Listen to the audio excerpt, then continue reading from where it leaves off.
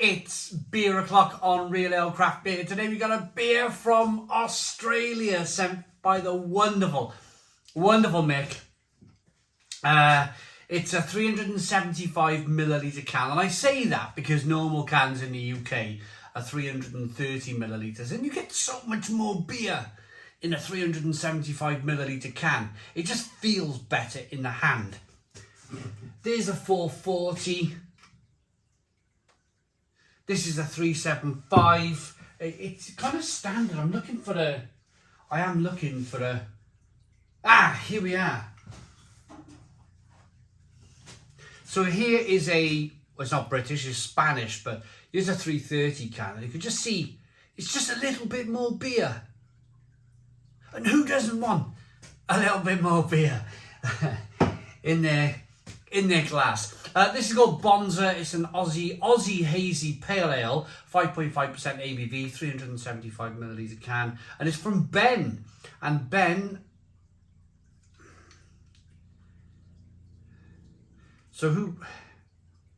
very quickly, I'll tell you what I'll do. I'll pour it in. As I'm pouring it, I'll try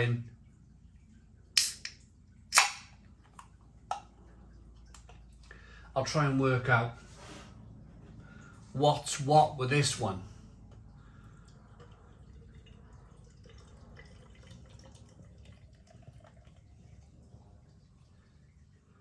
So they got the Australian Independent Craft Brewer mark on the side of the can. I'll show you that now. Somebody mentions that some of the beers that I put in front of the camera, they just don't focus. Brewed and canned at 10A Spencer Street, 5 Dock, New South Wales.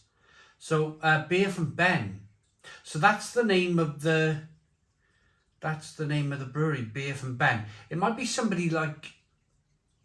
Now I've had beer from 5 Dock, New South Wales before.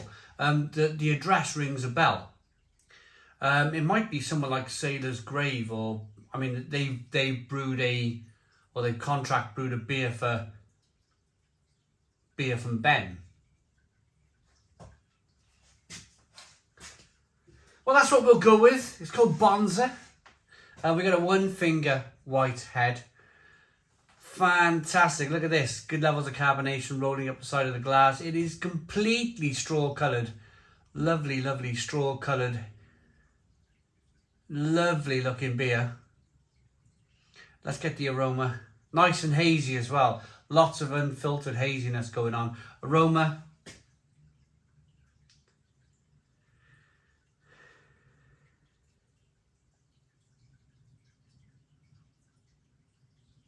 It's just kind of, if you could smell clouds and get them up your nostrils, I reckon this is what clouds would smell like. It's just really light and airy and slightly wheaty, malty, sweet. Loads of hops, loads and loads of hops. Let's dive in. Cheers, everybody.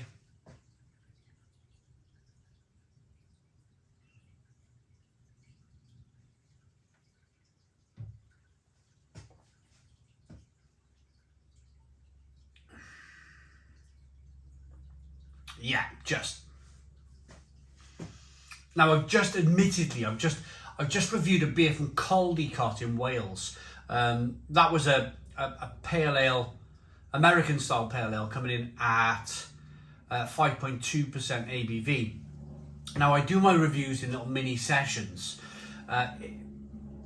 Because I do my reviews in little mini sessions, I got to look at the ABVs and judge kind of which beer to review before the next one, not to ruin my palate. But what I've noticed straight away is that the water quality on this beer, it's an awful lot softer. It's an awful lot pillowier. It's soft and pillowy and just lovely. A little bit of carbonation in there. Fantastic hops coming through. Really, really kind of terrific hops.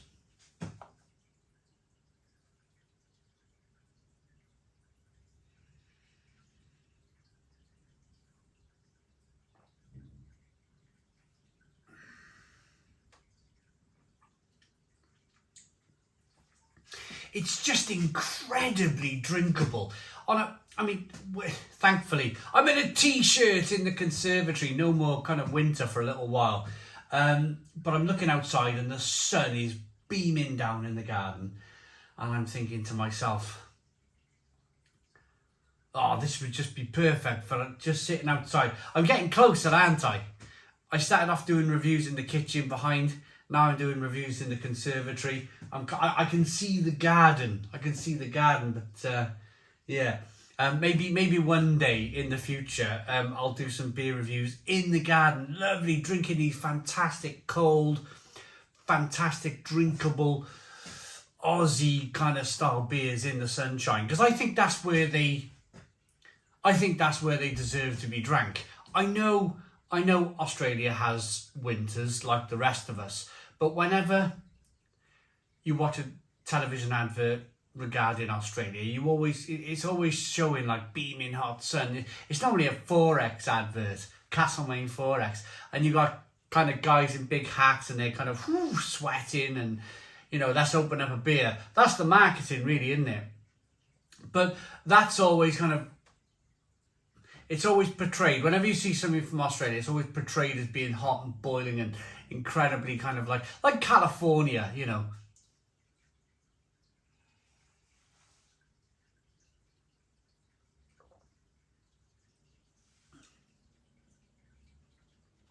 Flavour-wise, it's a tough one because there's soft pineapple flavours coming through.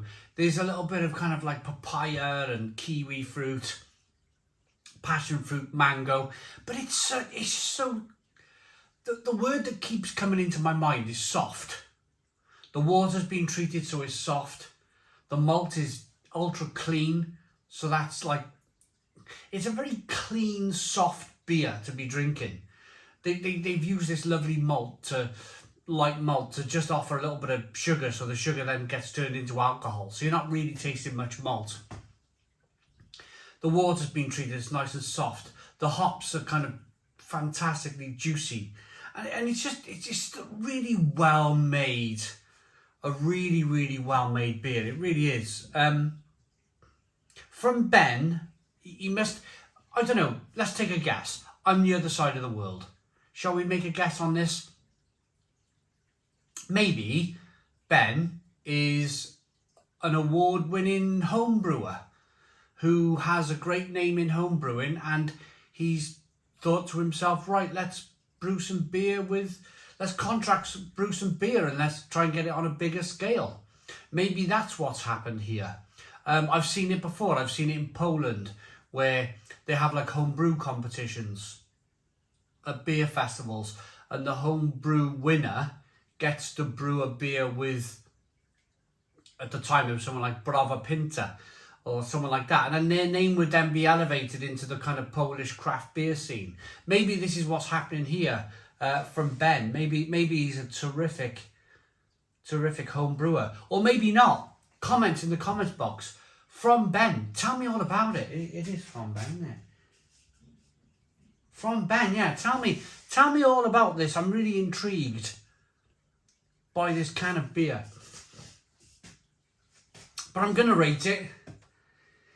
It looks terrific. It smells terrific. It tastes terrific. I like that enough to give it a Stone the Crows 10 out of 10. This beer is faultless. It's absolutely faultless.